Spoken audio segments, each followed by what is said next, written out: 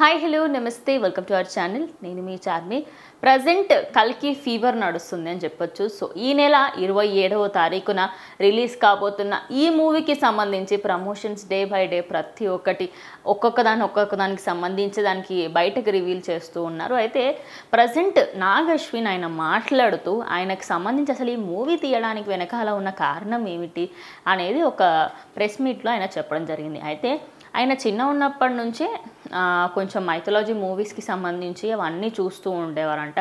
భైరవ కానివ్వండి, ఇలా కొన్ని పాత మూవీస్ ఏవైతే ఉన్నాయో ఎందులో అయితే హారర్కి సంబంధించి అండ్ అలాగే ఇటు మైథాలజీకి సంబంధించి మెయిన్ పాయింట్స్ ఉంటాయో, లైక్ మహాభారత్కి సంబంధించి, రామాయణ్కి సంబంధించి అలా చెప్పుకుంటూ పోతే ఇలా వాటన్నిట్లలో ఇంట్రెస్ట్ ఉండేదంట. అయితే ఆయన హాలీవుడ్ మూవీస్ కూడా ఎక్కువ చూసేవారంట. అయితే స్టార్ వార్స్ చూసినప్పుడు ఆయనకి ఏదో కొత్తగా అనిపిస్తుందంట. ఎందుకు మన ఇండస్ట్రీలో, టాలీవుడ్ ఇండస్ట్రీలో ఎందుకు ఇలా చెయ్యరు, ఇలాంటి దానిపైన కూడా ఒక కాన్సెప్ట్ వస్తే బాగుండు, ఇలా మైథాలజీ బేస్ చేసుకొని మనం ఒక స్టోరీస్ రాయొచ్చు కదా అని చెప్పేసి. అయితే మైథాలజీ గురించి ఆయన చదువుతున్నప్పుడు మహాభారత్ గురించి తెలుసుకున్నారట. అయితే మహాభారత్ అనేది ప్రపంచంలోనే అతి పెద్ద యుద్ధం అని చెప్పొచ్చు. అయితే ఆ యుద్ధం తర్వాత వాతావరణం ఎలా ఉండింది, అసలు ఈ కలియుగం ఎప్పుడు స్టార్ట్ అయింది, కృష్ణుడు ఆయన పరలోకాలకు వెళ్ళిపోయినప్పుడు అప్పటి నుంచి ఇప్పటి వరకు ఎలా ఉంది, ఆయన కృష్ణుడి దేహత్యాగం చేసిన తర్వాత మనకి కలియుగం స్టార్ట్ అయింది అని చెప్పేసి మన పురాణాలలో తెలుస్తుంది. మొత్తంగా చూసుకుంటే ఆయన దేహత్యాగం చేసినప్పటి నుంచి ఇప్పటి వరకు కాళీ అనేది మనము ఎన్ని యుగాలలో తీసుకున్నా ప్రతి ఒక్క యుగంలో మనకి త్రేతాయుగంలో చూసుకుంటే రావణ రూపంలో కాళీ ఉంటుంది, ద్వాపర యుగంలో చూసుకుంటే దుర్యోధన దుశ్శాసన రూపంలో ఉంటుంది.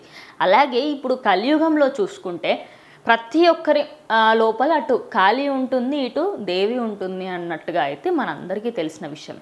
అయితే ఇప్పుడు దీనికి సంబంధించి అసలు ఈ కాళీ ఈ కలియుగంలో ఎలా ఉంటుంది, ఎలా అంతం చేస్తుంది, అసలు కలియుగం అంతమవుతే ఎలా ఉంటుంది, దాంట్లో మన పురాణాల్లో ఉన్న అశ్వత్థామ క్యారెక్టర్ ఎంత కీ రోల్ ప్లే చేస్తుంది, ఆయన నిజంగానే ఉత్తర కడుపులో ఉన్నప్పుడు బ్రహ్మాస్త్రం వదిలిన దానికి ఇప్పుడు ఆయన కల్కికి సంబంధించి కాపాడుతున్నాడా, ఇలా ఇవన్నీ డౌట్స్ మనకి మూవీలో క్లియర్ అయిపోతాయంట. అయితే ఆయనకి మైథాలజీ మీద ఉన్న ఇంట్రెస్ట్ అలాగే గ్రిప్తోనే ఈ మూవీ తీశారు.